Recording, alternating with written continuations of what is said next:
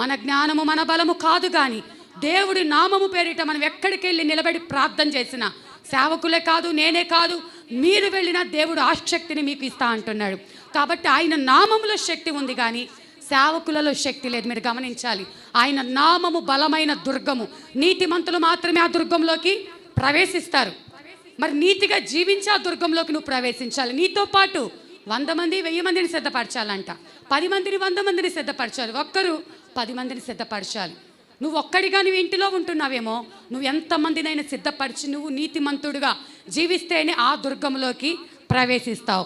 అట్టి కృప దేవుడు మనందరికీ అనుగ్రహించును గాక. ఆమె. మరి నేను కొన్ని నిమిషాలు, మరి నాకు అవకాశం ఇస్తారో లేదో అయ్యగారు చెప్పుకుంటూ వెళ్ళిపోతున్నారని అనుకున్నాను. దేవుడు నాకు కూడా కొంచెం అవకాశం ఇచ్చి ఉంటున్నారు. దేవుని పరిశుద్ధ గ్రంథంలో నుండి ఆదికాండం 6వ అధ్యాయము. దేవుని పరిశుద్ధ గ్రంథంలో నుండి ఆదికాండము 6వ అధ్యాయము 14వ వచనం. చిత్తిసారకపు మ్రానుతో నీ కొరకు ఓడను చేసుకొనుము, అరలు పెట్టి ఆ ఓడను చేసి లోపటను వెలుపటను దానికి కీలు పోయవలను. చాలా దేవుడి లేఖనం ద్వారా మనతో మాట్లాడును గాక. ఆమేన్. ఈ సందర్భం ఎప్పుడు అంటే నోవాహు దినాలలో దేవుడు నోవాహుతో మాట్లాడుతున్నాడు. నోవాహుతో దేవుడు మాట్లాడే సమయానికి భయంకరమైన పాపముతో ఆ ప్రాంతమంతా నింపబడి ఉంటుంది. ఎలాంటి పాపము అంటే 6వ అధ్యాయంలో 5, 6 నేను చదువుతానమ్మ, సమయం లేదు కాబట్టి 5, 6 చూసుకుంటే, నరుల చెడుతనము భూమి మీద గొప్పదనియు, వారి హృదయం యొక్క తలంపులలోని ఊహ అంతయు ఎల్లప్పుడూ కేవలం చెడ్డదనియు యెహోవా చూచి తాను భూమి మీద నరులను చేసినందుకు యెహోవా సంతాపము నొంది తన హృదయములో నొచ్చుకున్నాడంట. అంత భయంకరమైన దినాలు, అంత పాపముతో నింపబడినటువంటి దినాలలో నోవాహు జీవిస్తున్నాడు. మీరు గమనించినట్లయితే ఒక యవనస్తుడు ఉన్నాడు అనుకోండి, 10th క్లాస్ చదివేంత వరకు చాలా కరెక్ట్గా మంచిగా పద్ధతిగా, మా అబ్బాయి 10th క్లాస్లో 500 పైబడి మార్కులు సాధించాడండి, 10 out of 10 వచ్చాయండి, చాలా ప్రార్థనా పరుడండి అంటాం. అదే అబ్బాయి కాలేజీలోకి వచ్చాక మరి వ్యర్థమైనటువంటి స్నేహాలు, చెడు స్నేహాల చేత పాపంలో పడిపోయి డ్రగ్స్కి ఎడిక్ట్ అయిపోయి మరి ఇష్టం వచ్చినట్టుగా ఇష్టానుసారంగా జీవిస్తూ ఉంటాడు. దీని అర్థం ఏంటి అంటే, తాను చెడు సహవాసాలు పట్టడం చేత, చెడిపోయిన స్నేహాలు వారితో సహవాసం చేయటం వల్ల, చెడ్డవారితో స్నేహం చేయటం వల్ల. అయితే మీరు ఇక్కడ గమనించాల్సిన విషయం ఏంటంటే, నోవాహు జీవించిన కాలంలో ఒక్క పాస్టర్ గారు కూడా లేరండి. ఇన్ని సంఘాలు, ఇంతమంది సేవకులు మనకు ప్రార్థించే, మరి ఎంతోమంది మన కోసం ప్రార్థించేవారు చాలామంది ఉన్నారు. ఇంతమంది ఉంటేనే మనం కరెక్ట్గా జీవించలేకపోతున్నాం. వాక్యానికి తగినట్టుగా మన క్రియలు ఉండట్లేదు. కానీ దేవుడి గురించి భయభక్తులు చెప్పేవారు ఒక్కళ్ళు లేరు.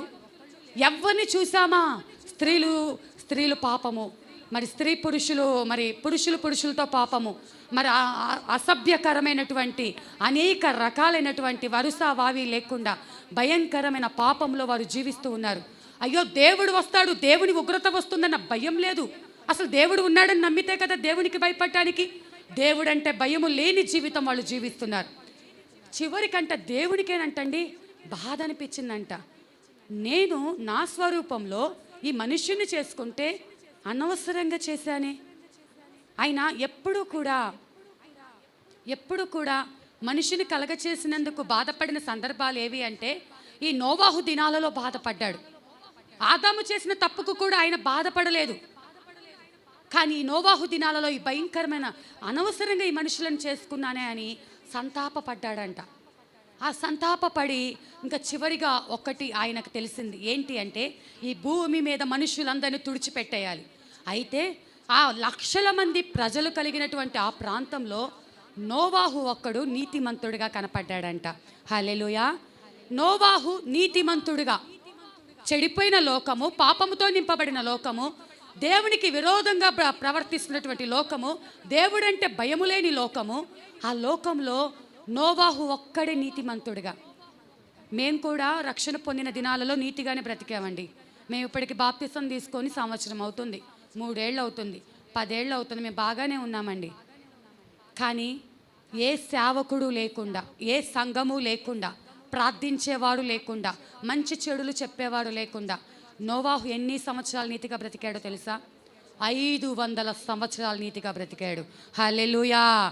ఆ మాట చూసుకుంటే 5వ అధ్యాయం ఆదికాండం 32వ వచనంలో నోవాహు 500 ఏండ్లు గలవాడై షేమును హామును యాపేతును కనెను. అప్పటికి ఆయన వయసు ఎంత అంటే 500 సంవత్సరాల తర్వాత దేవుడు ఆయనతో మాట్లాడటం ప్రారంభించాడు. నోవాహు, ఈ భూమి మీదకు నేను భయంకరమైనటువంటి జల ప్రళయాన్ని నేను తీసుకురాబోతున్నాను. అప్పటిదాకా వర్షం అంటే ఆ ప్రాంత ప్రజలకు తెలియదు. ఎందుకంటే భూమిలో నుంచి ఆవిరి లేచి పంటలు పండేవి, ఆకాశపు మంచు నుంచి పంటలు పండేవి, ఒక్కసారి కూడా వర్షం పడలేదు. అలాంటిది ఈ నోవాహుతో దేవుడేమన్నాడు? జల ప్రళయం రాబోతుంది, ఈ యొక్క భూమిని అంతటిని తుడిచిపెట్టబోతున్నాను, ఇదిగో నీవు ఒక ఓడను సిద్ధపరచుకో. చూడండి, ఒక ఆలోచన మనకు రావాలి, ఒక సందేహం ఏంటి అంటే, అప్పటికి నోవాహు వయసు 500 సంవత్సరాలు. దేవుడు నోవాహుతో ఏమన్నాడు? నువ్వు ఒక్కడివే నీతిగా జీవిస్తున్నావు కాబట్టి నీ కుటుంబాన్ని నిన్ను నేను రక్షిస్తున్నాను, కాబట్టి నువ్వు రక్షించబడాలి అంటే ఏం కావాలి? ఓడను కట్టుకో అన్నాడు. హల్లెలూయా. మనం గమనిస్తే అప్పటిదాకా నీతిగా బ్రతికాడుగా.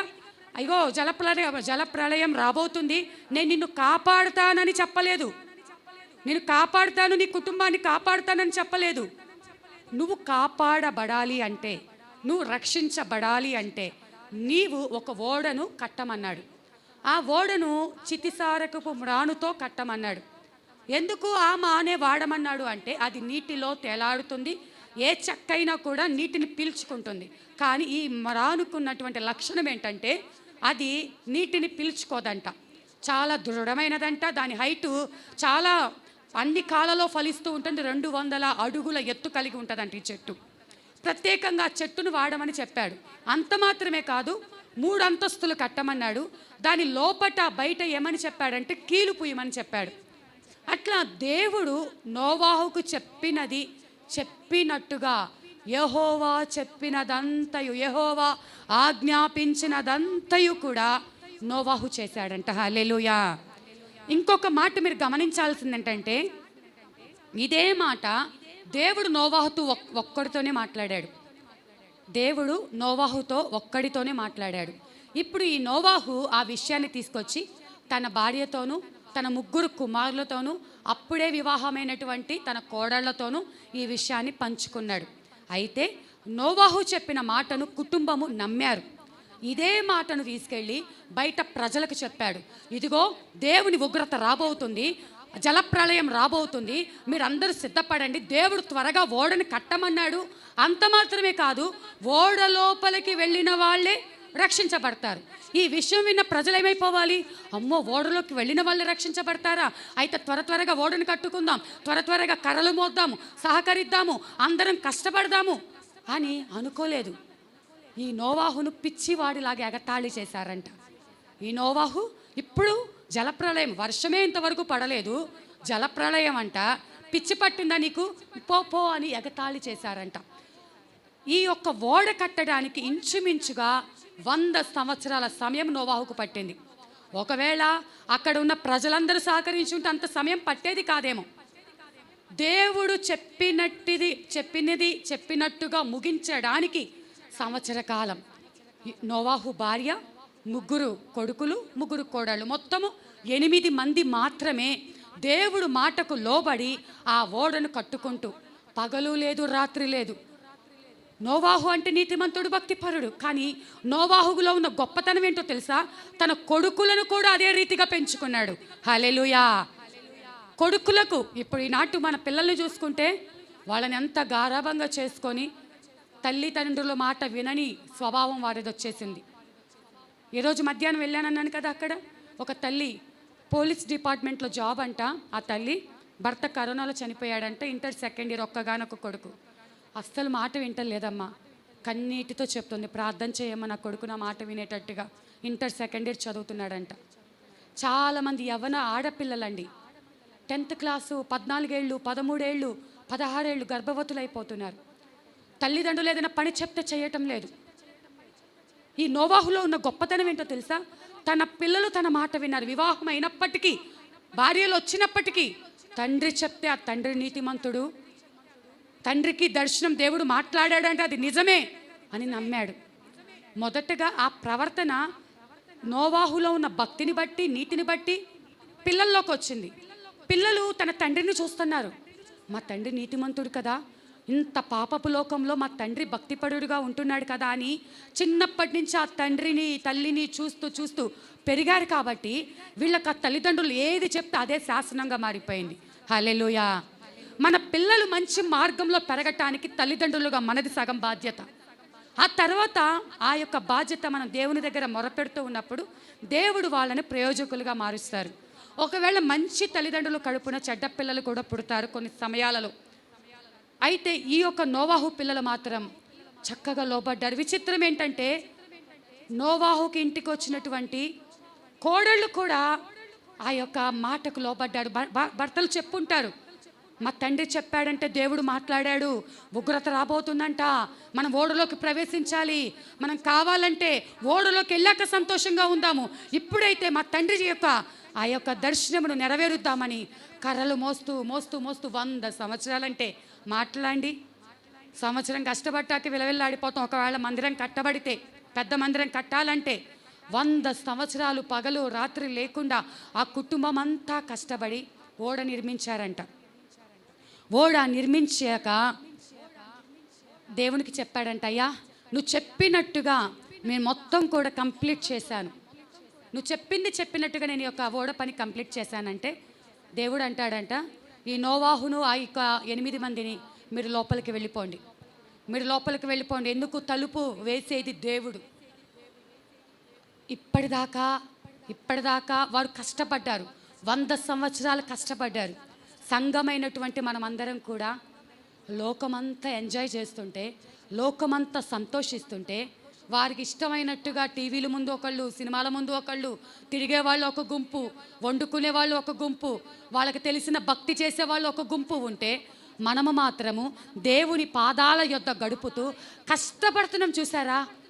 దీనికి తగిన ప్రతిఫలం మనం పొందుకోబోతున్నాం. హల్లెలూయా. తలుపు ఒకవేళ నోవాహు వేసినట్లయితే, లోపల వేసుకుంటే, ఈ కేకలకి వాళ్ళు వచ్చేసి నోవాహు మమ్మల్ని కాపాడు, మమ్మల్ని రక్షించు, మమ్మల్ని నాయనా నువ్వు తప్ప కాపాడలేవంటే నోవాహు తలుపు తీసేస్తే వాళ్ళతో పాటు వీళ్ళు కూడా చచ్చిపోతారు. కాబట్టి బయట తలుపు వేసింది దేవుడు.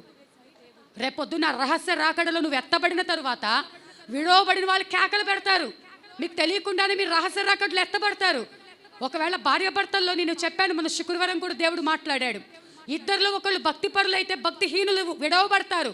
విడవబడిన వారు నా భార్య అని గుండెలు కొట్టుకుంటే ఆ భార్య తీసుకెళ్ళలేదు పరలోకం, భర్త తీసుకెళ్ళలేడు పరలోకం, తల్లిదండ్రులు పిల్లలు తీసుకెళ్ళలేరు. నీ భక్తి నీదే, నీ పరిశుద్ధత నీదే, నీ యొక్క ప్రార్థన నువ్వు దేవుని సన్నిధిలో ఒక తీర్మానం తీసుకొని ఒక ప్రతిష్ఠిత కలిగిన జీవితంతో, రిఫరెన్స్లు చెప్పడానికి సమయం లేదు కానీ నువ్వు జ్ఞానము కలిగి బండ మీదని పునాదిని కట్టుకో, వాక్యం మీదని పునాదిని కట్టుకో, లోకం నుంచి వేడుపరచబడు, నువ్వు ప్రత్యేకమైన జీవితం జీవించు.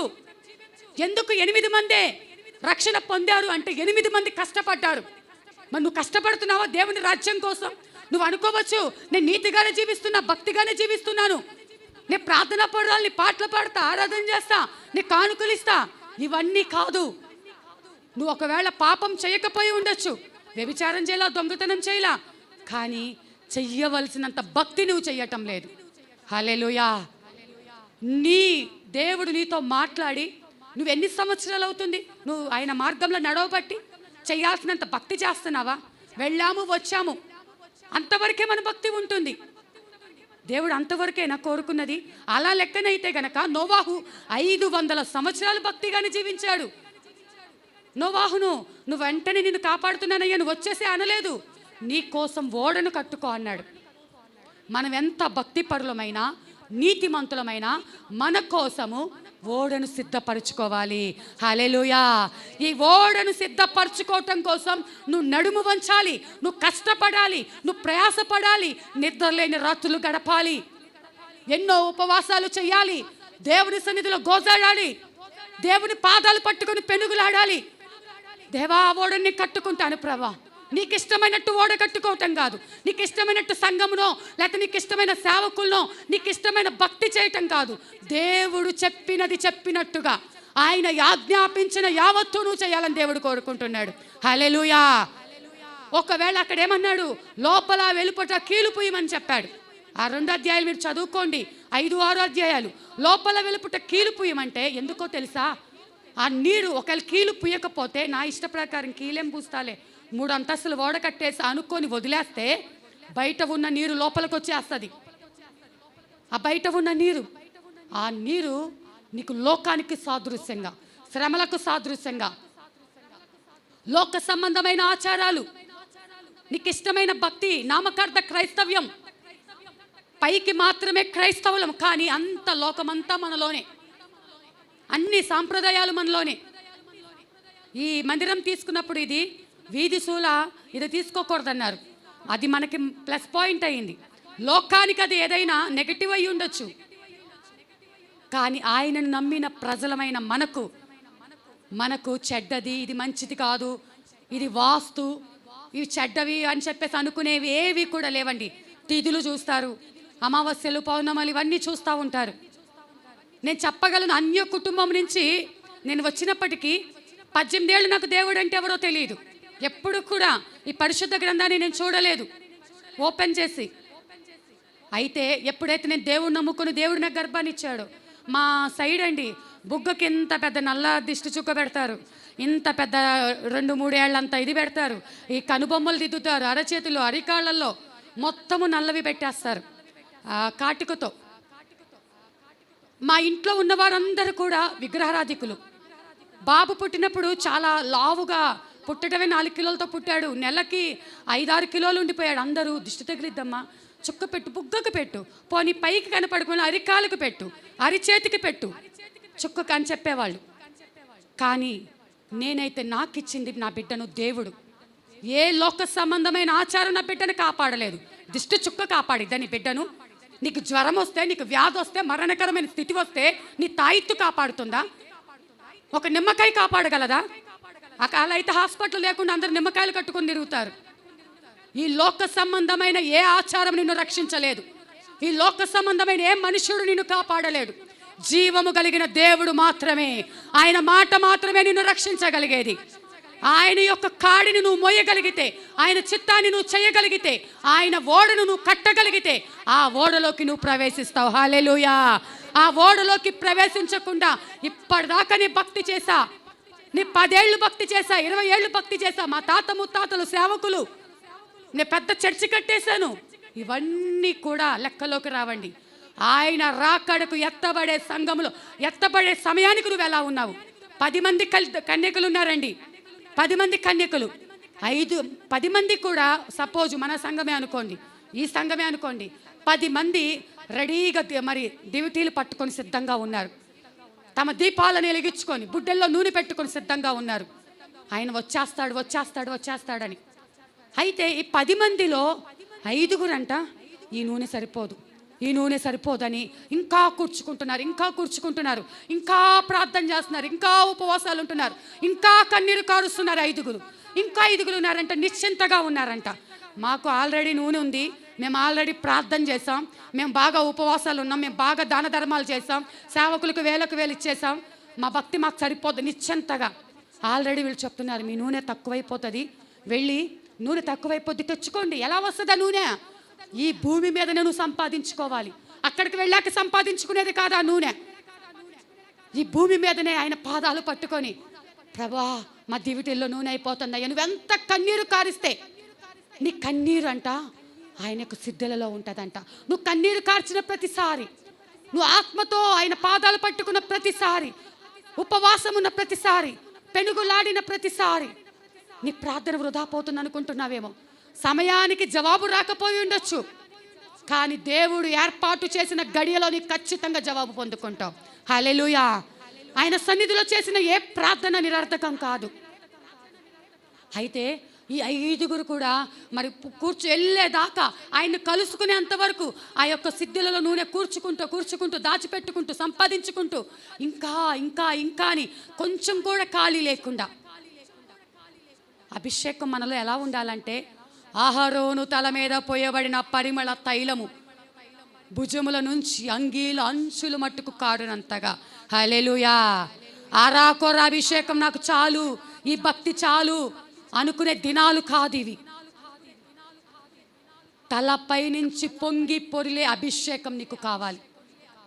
ఎక్కడ కొదువు ఉందేమో, అమ్మో ఈ కొదువ నేను పూడ్చుకోవాలి, అయ్యో ఈరోజు నేను చేయాల్సినంత ప్రార్థన చేయలేకపోయాను, నేను ధ్యానించాల్సిన వాక్యం చదవలేకపోయాను, నీలో మంట మండాలి, ఒక అపరాధ భావం నీలో కలగాలి. అంతేగాని ఏం కాదులే, తినకపోయా మరి చదవకపోయినా ఏం కాదు అలానే తినకుండా పడుకుంటామా? తినటం అయితే టైంకి తింటాము.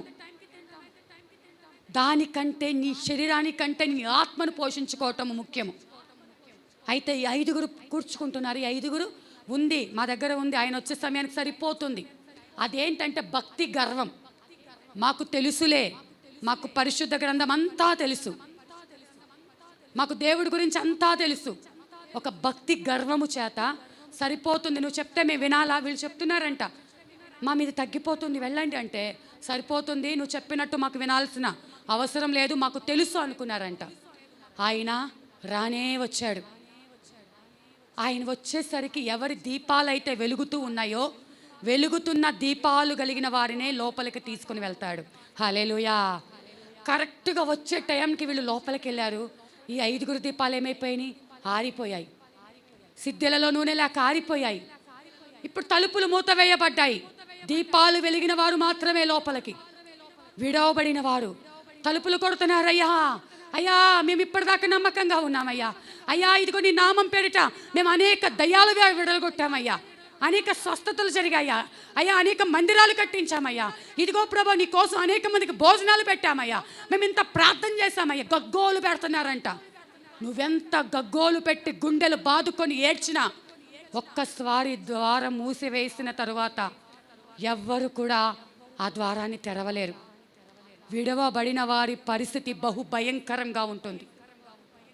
ఆ భయంకరమైన స్థితి ఎవరు? వీళ్ళు పాపం చేసిన వాళ్ళు కాదు, లోకం నుంచి వేరుపరచబడిన వారే, రక్షణ పొందిన వారే, నీతిమంతులే. కానీ చెయ్యాల్సినంత భక్తి చేయలేదు, సంపాదించుకోవాల్సినంత పరిశుద్ధత వారు సంపాదించుకోలేకపోయారు, పొందుకోవాల్సినంత నూనె వాళ్ళలో లేదు, అభిషేకం లేదు. చాలామంది నాడు క్రైస్తవులలో మేము రక్షణ పొందాము సరిపోతుంది అనుకుంటున్నారు. రక్షణ పొందితే సరిపోదు, ఆ తర్వాత ఏమవుతుందో తెలుసా? ఎత్తబడిన తరువాత 7 ఏండ్ల విందు, ఈ భూమి మీద 7 ఏండ్ల శ్రమకాలం. ఈ శ్రమల కాలంలో నువ్వు ఓర్చుకొని నిలబడి అప్పటికి కూడా నాకు దేవుడే కావాలి, నువ్వెంత హింసించినా నువ్వెంత చంపినా అని హతసాక్షిగా అవ్వటానికి సిద్ధపడితే ఆ తర్వాత తీర్పు దినం ఉంటుంది. ఆ తీర్పు దినంలో నువ్వు నమ్మకంగా ఉంటే అప్పుడు పరలోకంలోకి వెళ్తావు. ఈ రక్షణ తీసేసుకుని పరలోకం వెళ్ళిపోదాం అనుకుంటున్నావేమో. రక్షణకు తగిన క్రియలు కావాలి, అంత పరిశుద్ధత కావాలి, దినదినము మార్చబడాలి, నిన్ను నువ్వు శుద్ధీకరించుకోవాలి. కావలసినంత అభిషేకం. ఒక్కరోజు మారు మనసు పొంది ఒక్కరోజు రక్షణ పొందేది కాదు. దినదినము నీ హృదయాన్ని కడుగుకుంటూనే ఉండాలి. దినదినము ఆ యొక్క నూనెతో నింపబడతానే ఉండాలి, అభిషేకంతో నింపబడతానే ఉండాలి.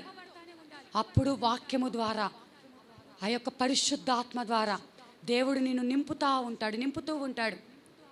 అంతేగాని నీ క్రియలను బట్టి కాదండి. దేవుని పాదాల యొద్ద నువ్వు పెనుగులాడితే దేవుడు తన ఆత్మతో నింపుతాడు. హల్లెలూయా. విడవబడిన వారి శ్రమలు, ఆ బాధ వర్ణనాతీతం. మీరు 666 ముద్ర వేసుకుంటేనే, అంత్యక్రీస్తు ముద్ర వేసుకుంటేనే మీకు బియ్యం ఇస్తాం, మీకు ఆ ముద్ర వేసుకుంటేనే మంచినీళ్ళు ఇస్తాం, ఆ ముద్ర వేసుకుంటేనే మీ ఒంటి మీద వచ్చే జబ్బులు భయంకరంగా, మీరు ప్రకటన గ్రంథం చదువుకోండి, ఒక్కొక్క ముద్ర విప్పినప్పుడు భయంకరమైన శ్రమలు. ఆ శ్రమల నుంచి తప్పించుకోవాలంటే ఆ యొక్క మిడతలంట తేళ్లు కుట్టినట్టు ఉంటాయంట, రక్తపు గెడ్డలంట, ఆకాశం నుండి అగ్ని అంట, సూర్యుని నుండి ఆ యొక్క మంటలంట. భయంకరమైన దినాలు. అమెరికాలో ఎలా ఉందండి? ఉన్నతమైనటువంటి దేశం లాస్ ఏంజల్స్.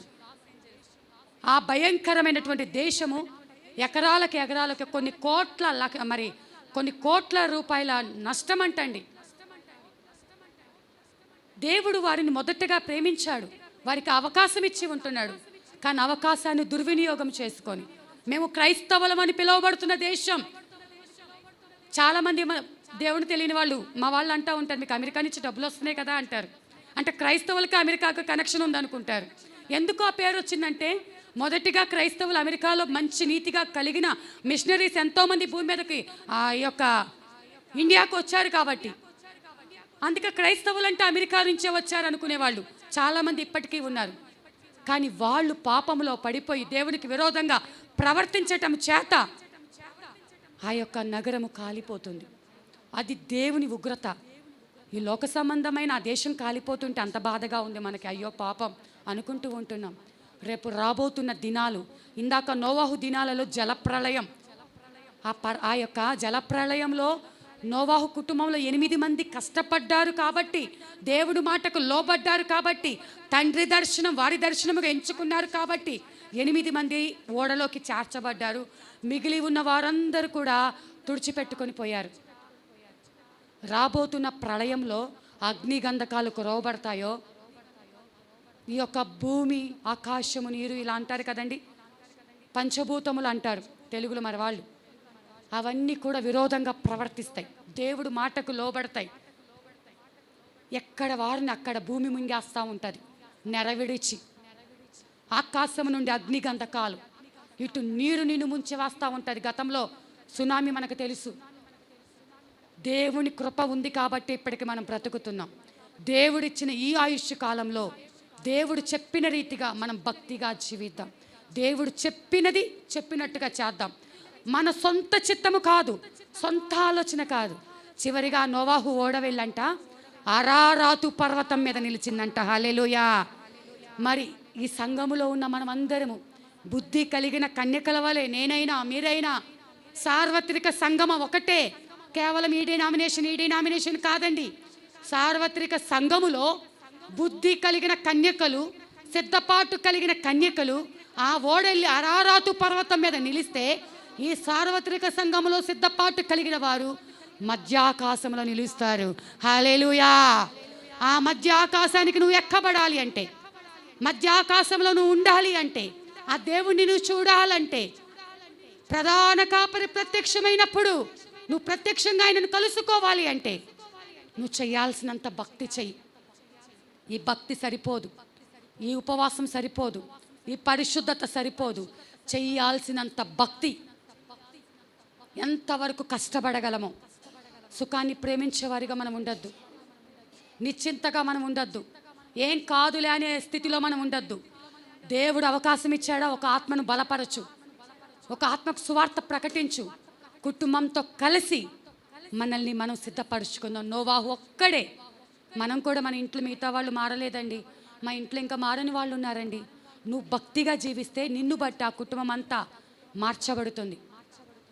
కాబట్టి నోవాహు ఎట్టి రీతిగా ఈ ఓడ కట్టడానికి 100 సంవత్సరాలు పడిందంట. 600 సంవత్సరాలకు పని అంతా ముగించబడిందంట. అప్పటిదాకా ఆ వయసులో నీతిగా జీవించి తన కుటుంబాన్ని కాపాడుకున్నాడు నోవాహు. మరి నోవాహు వలె అంత భక్తి లేకపోయినా మనకిచ్చిన ఆయుష్కాలం 80 ఏళ్ళు బ్రతుకుతామో, 70 ఏళ్ళు బ్రతుకుతామో, అధిక బలం ఉంటే ఎన్ని సంవత్సరాలు బ్రతుకుతామో తెలియదు. కానీ దేవుడిచ్చిన ఆయుష్కాలం ఆయనలాగా 500-600 ఏండ్లు మన బ్రతకం ఖచ్చితంగా. కానీ మనకిచ్చిన ఆయుష్ కాలము వరకు ప్రతి దినదినము దేవునికి భయపడతా, దేవుడు చెప్పింది చెప్పినట్టు చేస్తా, వాక్యాన్ని హృదయంలో భద్రపరుచుకొని దేవునికి ఇష్టమైన జీవితం జీవిద్దాం. మన సిద్ధులలో నూనెను సంపాదించుకుందాం, ప్రార్థన చేత అభిషేకం పొందుకుందాం, ఆయన పాదాల యొద్ద మన కుటుంబాల కోసం పెనుగులాడదాం. అట్టి కృప దేవుడు మనందరికీ అనుగ్రహించును గాక. కళ్ళు మూసుకున్నట్లయితే ప్రార్థనలోనికి వెళ్దాం. కళ్ళు మూసుకుని ఇక రాత్రికాల సమయంలో దేవుడు మాతో